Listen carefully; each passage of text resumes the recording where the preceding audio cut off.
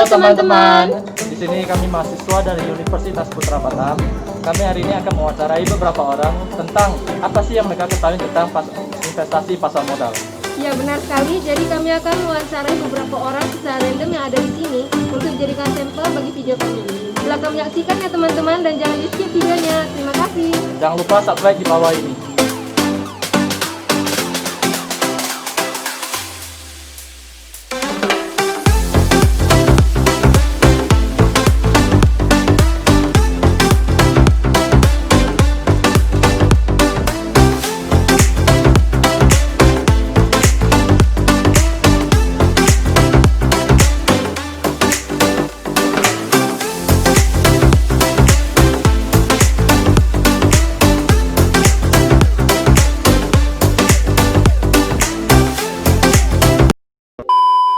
Halo semuanya, jadi ini sekarang nih kita mau wawancarain cari orang nih di sekitar untuk kita wawancarain apa sih yang mereka ketahui tentang investasi pasar modal.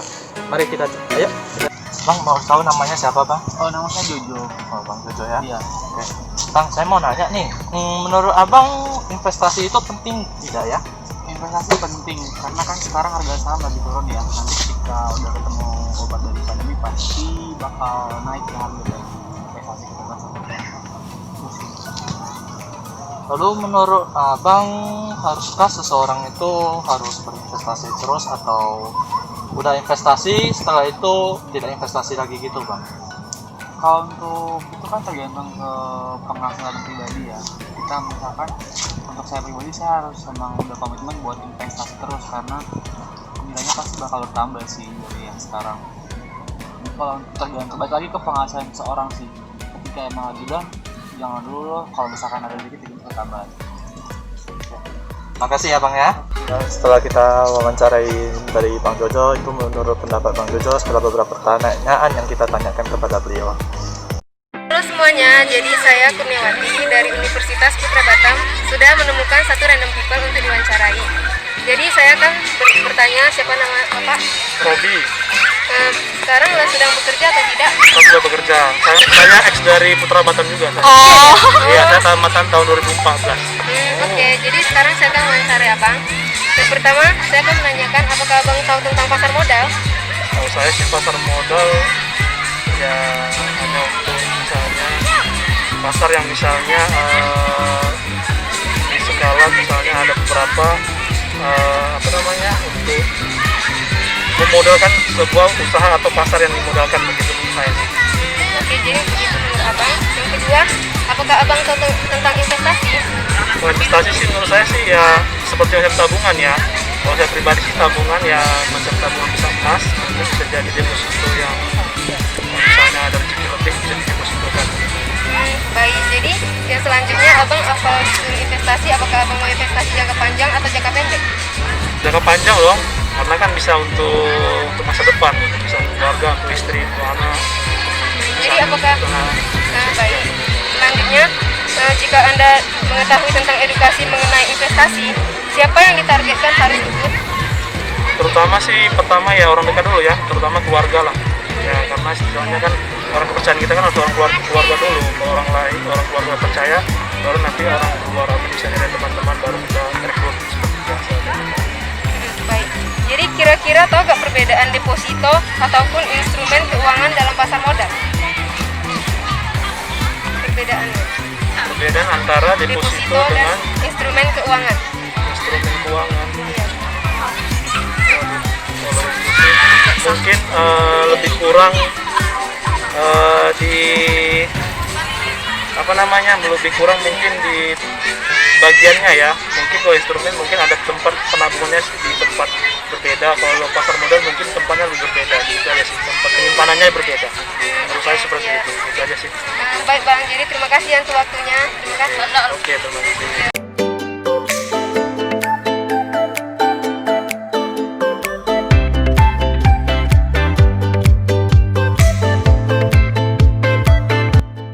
Ngomong nih, kita kan tanya orang nih, menurutmu investasi itu penting nggak sih sebenarnya? Sangat penting ya kalau menurut aku ya. Karena daripada kita beli-beli kebutuhan konsumtif, mending kita pakai buat investasi ya, supaya suatu saat kita kalau lagi butuh kita bisa mencairkan uang kita, dan uang kita juga bisa berkembang dari hasil investasi tersebut. Itu ya. Ya, Emang Robert ada ikut investasi ya? ada saya ada saya ada investasi beberapa produk ya, satunya di di saham sama di reksadana juga. Dan Kalau menurut Santo? Menurut gue penting juga sih, terus kita kalau melakukan investasi kita bisa jika kita udah tua dan pensiun, kita akan mendapatkan kayak uang pensiun gitu dari investasi yang kita waktu muda kita investasikan. Jadi kamu ada ikut investasi sekarang? Sebenarnya sekarang sebelum sih, tapi ada rencananya. Kalau misalnya menurut Santo, kalau misalkan ada investasi ataupun edukasi tentang investasi, menurut kamu siapa sih yang ditargetkan untuk ikut? Sebenarnya semua orang bisa ikut, cuman karena kalau ada dana sampingnya bisa digunakan tuh untuk investasi, semua bisa. Kita pasti sudah tahu dengan jelas, transaksi di pasar tradisional tentunya ada pedagang, pemasok dagang, pengelola, pihak keamanan, dan yang mengatur dagangannya. Sebenarnya transaksi di pasar modal tidak beda jauh dengan transaksi yang ada di pasar tradisional. Akan tetapi yang diperjualbelikan di sini adalah surat berharga yang diterbitkan oleh pemerintah atau perusahaan yang membutuhkan modal usaha. Surat berharga bisa berupa saham, obligasi atau surat utang negara, dan reksadana. Surat berharga lazim pula disebut dengan efek. Di pasar modal, transaksi jual beli difasilitasi di bursa atau yang kita kenal dengan PT Bursa Efek Indonesia. Kita sendiri tidak bisa melakukan transaksi secara langsung karena ada broker yang menjadi perantaranya. Broker kita kenal juga dengan perusahaan sekuritas. Transaksi di pasar modal dilakukan secara elektronik atau disebut scriptless trading. Di sini yang menjadi supplier dagangannya adalah emiten, yaitu perusahaan go public maupun pemerintah. Setelah transaksi diproses di bursa, selanjutnya akan diproses oleh KPI, yaitu Clearing Penjamin Efek Indonesia. KPI membantu menjaga hak dan kewajiban investor dan memastikan kalau yang jual emang mendapatkan uangnya dan yang membeli juga mendapatkan barangnya. Jadi bisa dikatakan transaksi di bursa ada jaminannya. Selanjutnya, pemindah bukuan dan penyimpanan efek dilakukan oleh KSEI atau Kustodian Efek Indonesia. Ingat, barangnya juga elektronik dan bisa dijual beli kembali. Sedangkan uangnya akan ditransfer oleh bank yang bekerja sama dengan KSEI selaku bank pembayaran. Perlu diketahui, seluruh transaksi di bursa diawasi oleh Otoritas Jasa Keuangan atau yang kita kenal dengan OJK.